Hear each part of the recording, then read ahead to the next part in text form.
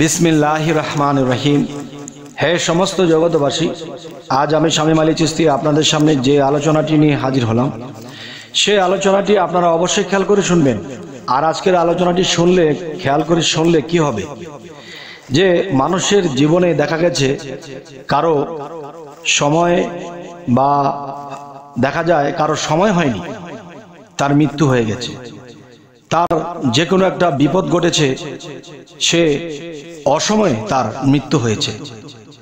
দেখা গেছে একটা পৃথিবীতে মানুষ চলার পথে একটা বিপদ সামনে, বা একটা মিছিল, বা একটা এমন কোনো একটা অনুষ্ঠান, দেখা গেছে কেউ শত্রুমি করে একটা আঘাত করে দিয়েছে, বোম মেরে দিয়েছে, বা এরকম কিছু, বা চলার পথে গাড়ির চাপা খেয়ে মারা গেছে, বা কোনো মানুষের মধ্যে হাঁটতে গিয়ে অনেক মানুষের পাড়া খেয়েও মানুষ মরে গেছে। তো যেই ব্যক্তিটি সুস্থ ছিল এবং অনেক দিন জীবন যাপন করত, তার দ্বারা জীবনে তার দেশের কোনো উন্নয়ন হতো, তার ফ্যামিলির কিছু দেখা গেছে উন্নয়ন হতো, কিন্তু দেখা গেছে যে অসময়ে তার মৃত্যু হয়ে গেছে। আচ্ছা, তাহলে অসময়ে মৃত্যু থেকে বাঁচতে হলে আজকে এই কথাগুলো শুনবেন, এবং এই কথাগুলোর মধ্যে যে জিনিসগুলো তুলে ধরা হবে সেই জিনিসগুলো অবশ্যই খেয়াল রাখবেন এবং চলার পথে এই কাজগুলো করবেন। তাহলে আপনাদের অসময়ে মৃত্যু হবে না। কিন্তু মানুষ তো জীবনে দেখা গেছে জীবিত হয়েছি আমরা একদিন, আল্লাহ বলেছে মানুষকে আবার জীবিত করব, যে হয়তো আমরা পৃথিবীতে আবার জন্ম নিয়ে এসেছি, কিন্তু অসময়ে যদি চলে যাই তাহলে কিন্তু অবশিষ্ট যে কাজ, অবশিষ্ট ভালো কিছু যাই কিছু করতাম তা কিন্তু হলো না। তাই বলবো কি, যে আজকের এই আলোচনাটা যদি কেউ শুনে রিচার্জ করে এবং এভাবে চলে, ইনশাল্লাহ তার কখনো অসময়ে মৃত্যু হবে না। যখন তার সময় হবে ঠিক সময় মতোই তার মৃত্যু হবে। দেখেন, আল্লাহ কিন্তু যে প্রত্যেকটা মানুষকে জানিয়ে দিচ্ছে তোমার কালকে এই ঘটনাটি ঘটবে, তোমার 1 মাস পরে এই ঘটনাটি ঘটবে, 15 দিন পরে তোমার এই দুর্ঘটনাটি হবে। এই দুর্ঘটনা, এই ফাড়া থেকে যদি তুমি বাঁচতে পারো তাহলে তুমি সামনে আরো হায়াত তোমার আছে। এখন আল্লাহ কিন্তু আপনাদেরকে, আমাদেরকে, সবাইকে সিগন্যাল দেয়, কিন্তু সেই সিগন্যাল আমরা বুঝি না। না বোঝার কারণে আমাদের কি হয়, অসময়ে মৃত্যুবরণ করতে হয়। দেখা গেছে একটা মানুষ পড়ালেখা করতে করতে ইউনিভার্সিটি পড়ালেখা শেষ করেছে, সে একজন প্রফেসর হবে, বা সে একজন ইঞ্জিনিয়ার হবে, একজন ডাক্তার হবে, কিছু একটা হবে, কিন্তু তার পড়ালেখাও শেষ হলো, একটা সময় কোনো দুর্ঘটনায় তার মৃত্যু হয়ে গেল। আর সেই দুর্ঘটনা হবার আগে কিন্তু সিগন্যাল আসে, আর সেই সিগন্যাল কিন্তু আল্লাহ দিয়ে দেয়।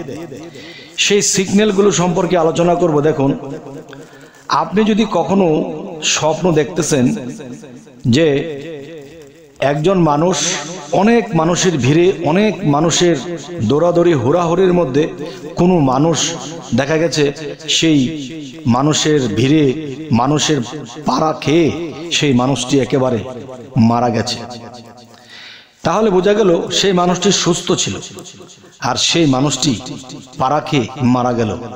এবং এত মানুষের ভিড়ে আপনি দেখতে পেরেছেন, দেখে যেভাবে পেরেছেন মানুষকে ঠেলে, মানুষকে চেঁচামেচি করে তাদেরকে সরিয়ে আপনি সেই ব্যক্তির লাশটাকে তুলে এনে আপনি তার বাড়িতে পৌঁছে দিয়েছেন।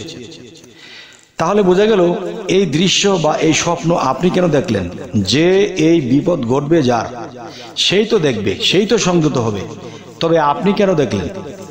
আপনি এই জন্যই দেখেছেন যে আল্লাহ আপনাকে এটাই দেখিয়ে বোঝানো হলো যে তুমি যে দৃশ্যটি দেখেছো, তোমার এরকম ঘটনা ঘটবে, এবং এই ঘটনাটি যখন ঘটবে তখন তোমার এই লাশটা এরকম ভাবে, যেরকম তুমি তুলে নিয়ে গেছিলে, গন্তব্যে পৌঁছে দিয়েছিলে, এমন কেউ তোমার বেলায় করবে, তোমার লাশটা পৌঁছে দেবে।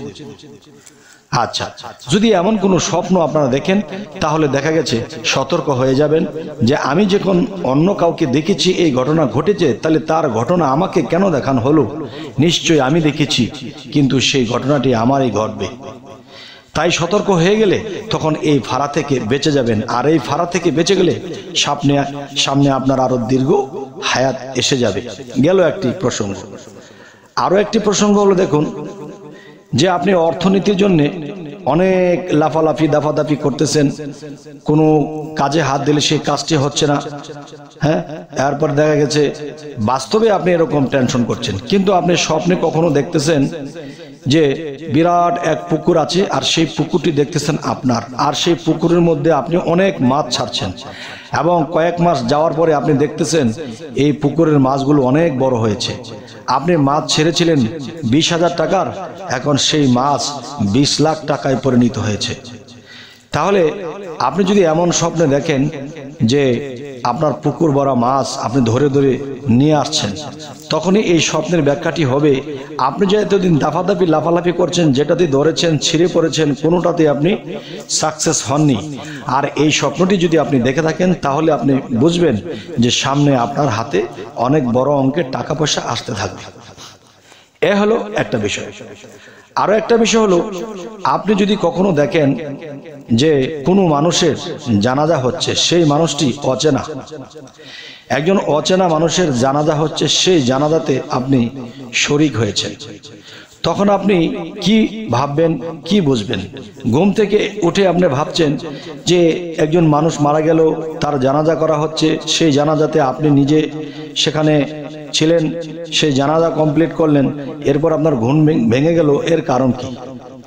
এর কারণ হলো, যদি সেই যেই ব্যক্তিটি মৃত্যুবরণ করেছে এবং যার জানাজা হয়েছে, যদি সেই লোকটি বয়স্ক হয়ে থাকে, তাহলে আপনার নিজের রক্ত বংশের মধ্যে কেউ চলে যাবে। আর যদি আপনি দেখেন যে যুবক বয়স, তাহলে এটি ধরে নিতে হবে এটা আপনার মৃত্যু হতে পারে। তাহলে এরকম যদি আপনি দেখেন, তখন আল্লাহর কাছে দরখাস্ত দোয়া করবেন যে হে আল্লাহ, তুমি আমার হায়াত দারাজ করো, বিপদ মুক্ত রাখো, আমি যেন এই পৃথিবী থেকে তোমার আরো ইবাদত করে, তোমার গুণগান করে এই পৃথিবী ত্যাগ করতে পারি। এ হলো একটি বিষয়। আরো একটি বিষয় হলো, দেখুন আপনি একদিন স্বপ্ন দেখতেছেন যে আপনাকে সিংহ তাড়া করছে, আপনি খুব স্পিডে দৌড়াচ্ছেন, আপনার পিছনে পিছনে সিংহ আপনাকে দৌড়াচ্ছে। দৌড়াতে দৌড়াতে দৌড়াতে দৌড়াতে এমন একটা অবস্থা হয়েছে, আপনি একটা খালি ঘরের ভিতরে ঢুকে গেছেন। সেই খালি ঘরের ভিতরে ঢুকে আপনি দরজাটা আটকিয়ে দিয়েছেন। এখন সিংহটি ফাঁক খুঁজছে কোন দিক দিয়ে আপনাকে ধরা যায়, কিন্তু একটা সময় দেখা গেল আপনাকে ধরতে পারিনি, আপনার ঘুম ভেঙে গেছে, কিন্তু আপনি ঘুম থেকে হাঁপিয়ে উঠেছেন, হায় হায় এটা কি দেখলাম, আমাকে সিংহ দৌড়াচ্ছে। তখন এই স্বপ্নের ব্যাখ্যাটি কি বুঝবেন? এই স্বপ্নের ব্যাখ্যাটি আপনি এটি বুঝবেন যে আপনি এটাই বুঝে নেবেন যে আপনাকে আপনার মৃত্যুর সংবাদ দিয়ে গেছে, যে যদি আপনাকে ধরে ফেলতো তাহলে আপনি চলে যেতেন, এই দেহ ত্যাগ করে, দুনিয়া ত্যাগ করে চলে যেতেন। যেহেতু ধরতে পারেনি, তাহলে এই স্বপ্নটি যদি আপনি 4টার দিকে বা 5টার দিকে দেখেন, তাহলে ঘুম থেকে ওঠার রাতে ঘুমানোর পরে যদি 4টা 5টায় দেখেন, তাহলে আপনার হায়াত খুব কম। যদি 2টা বাজে দেখেন বা 12টা বাজে দেখেন, তাহলে মোটামুটি হায়াত থাকলেও অতটা নেই। তখন আপনি আল্লাহর কাছে দরখাস্ত করতে হবে যে হে আল্লাহ, আমি যে এই স্বপ্নটি দেখিলাম যে আমাকে সিংহ দৌড়াচ্ছে, অল্পের জন্য ধরতে পারিনি, আমি ঘরের দরজা আটকিয়ে দিয়েছি। তাহলে আপনি একটা ফাঁড়া থেকে বেঁচে গেছেন, কিন্তু সামনের ফাঁড়া থেকে বাঁচতে পারবেন না। আর এই স্বপ্নটি দেখার পরেও কিন্তু আপনার রোগ হতে পারে, এরপরে আপনার কোনো দুর্ঘটনা ঘটতে পারে, বা আপনার দেহের উপর দিয়ে কোনো কিছু টর্চার হতে পারে। তাই সতর্কবাণী হিসেবে আল্লাহর কাছে দরখাস্ত করবেন এবং আল্লাহর কাছে বলবেন যে আল্লাহ, তোমার কাজ যেন করতে পারি, তোমাকে যেন সন্তুষ্ট করে পৃথিবী ত্যাগ করতে পারি, তুমি আমাকে ভালো পথে চালিত করো, এবং হে আল্লাহ যেন তোমার ইবাদত করে মরতে পারি। আচ্ছা, এরপরে দেখা যায় মানুষ এরকম চলার পথে এই ধরনের স্বপ্নগুলো দেখে থাকে। তো এই স্বপ্ন সবগুলো যদি বলতে যাই, তাহলে কিন্তু সারাদিন ইউটিউবে কথা বলতে বলতে কিন্তু একেবারে কেমন হয়ে যাব। তো এই সিগন্যালগুলো বুঝতে হবে। আচ্ছা, তাহলে মৃত্যুর আরেকটা সংকেত হিসেবে আমি আরো একটি কথা বলবো, যে আপনি যদি কখনো দেখেন যে আপনাকে সিংহ দৌড়াতে দৌড়াতে আপনাকে ধরেই ফেলেছে এবং আপনাকে ছিঁড়ে বিড়ে খেয়ে ফেলছে, আর আপনি বাঁচার জন্য চেষ্টা করেও আর বাঁচতে পারেননি, আপনাকে ছিঁড়ে বিড়ে খেয়ে ফেললো, তখন আপনি এই ঘুম থেকে লাফিয়ে উঠেছেন আর হাঁপাচ্ছেন আর ভাবছেন হায় হায় এটা কি দেখলাম। আপনি এটাই দেখেছেন। যদি আপনি ঘুম থেকে ওঠার আগে এই স্বপ্নটি দেখে থাকেন তাহলে মনে করতে হবে এই সপ্তাহের মধ্যে আপনার মৃত্যু হতে পারে। আর তখনই যদি আপনি মনে করেন যে হ্যাঁ জীবনে পাপ করেছি, জীবনে খারাপ করেছি, তাহলে আল্লাহর কাছে ক্ষমা চেয়ে অবশ্যই ইবাদতে মশগুল হন আর আল্লাহর কাছে হায়াত ভিক্ষা চান। আপনার হায়াত কমে গেছে। তবে হে সমস্ত জগতবাসী, আজকের এই আলোচনাগুলো কেন করলাম? কারণ এই দেশে বর্তমানে যে অবস্থা চলছে, কখন কে মরে যায়, কে কাকে কখন মেরে ফেলে, তাই এই সংকেতগুলো কিন্তু প্রত্যেকটা মানুষের জীবনে আসে যে আপনার হায়াতির কি অবস্থা, কতদিন বাঁচবেন, আপনি কি কোনো গোল চক্করের মধ্যে পড়ে যাবেন, আপনি কোনো মানুষের ফাঁদে পড়ে যাবেন, আপনি কোনো সন্ত্রাসের ফাঁকে পড়ে যাবেন, আপনার কি মৃত্যু হয়ে যাবে। এই জিনিসগুলো সিগন্যাল আল্লাহ এভাবে দিয়ে থাকে। আর অবশ্যই এই স্বপ্নগুলো দেখলে আমাদের সতর্ক হতে হবে।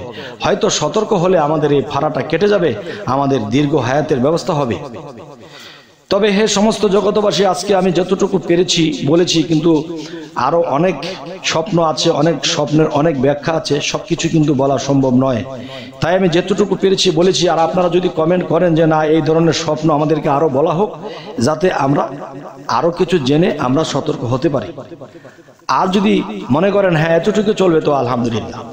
যাই হোক, আমাদের চ্যানেলের আলোচনা যদি আপনাদের ভালো লাগে অবশ্যই সাবস্ক্রাইব করে নেবেন। সকলে ভালো থাকবেন। আল্লাহ হাফিজ।